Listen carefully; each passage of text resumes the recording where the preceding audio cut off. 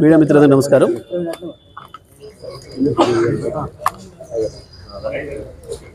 తెలంగాణలో గత 15 నెలల కాలంగా పరిస్థితులు రోజు రోజుకు దిగజారుతున్నాయి.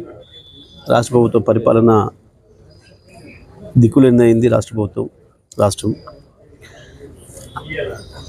ఒక అరాచకమైన పరిస్థితి వచ్చింది. ప్రజలకు ఇచ్చిన హామీల సంగతి పక్కన పెడితే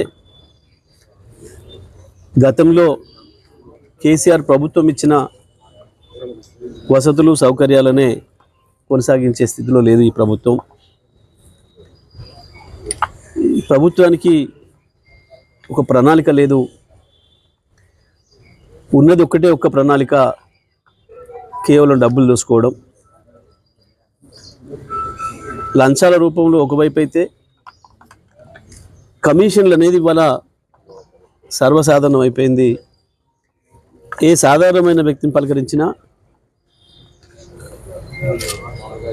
ప్రభుత్వంలో పనిచేసిన దానికి పోవాలంటే రూట్లు దేవులాడుకోవాల్సిన పరిస్థితులు ఉన్నారు.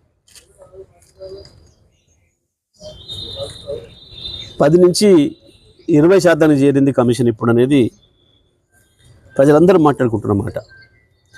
కాంగ్రెస్ నాయకులు ఎంత బుకాయించాలనుకున్నా, ఎంత తప్పించుకోవాలనుకున్నా తప్పించుకోలేని స్థితికి చేరుకుంది ఇవాళ రాష్ట్ర ప్రభుత్వం యొక్క అవినీతి మరక.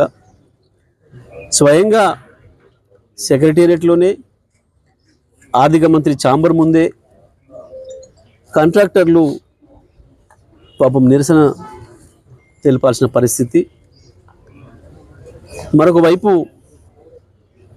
మేము ఆత్మహత్యలు చేసుకుంటామని కూడా ప్రభుత్వానికి అల్టిమేటం ఇవ్వాల్సిన దుస్థితి ఈ రాష్ట్రంలో వచ్చింది. ఇది ప్రజలు ఏమాత్రం ఊహించింది కాదు. 10 సంవత్సరాల కేసీఆర్ పరిపాలన చూసిన ప్రజలకి ఇవాళ ఈ 15 నెలల పరిపాలన చూస్తే ఎంత బాధ కలుగుతుందో, అలాంటి వాళ్ళకి ఎంత అసహ్యం వేస్తుందో స్పష్టంగా కనబడుతుంది. ఇవాళ ఎక్కడి పోయినా ప్రజలు మీడియా మిత్రులు కనబడితే చాలు పిలిచి వాళ్ళ ఆక్రోశాన్ని ఏ రకంగా వెళ్ళగలుగుతున్నారో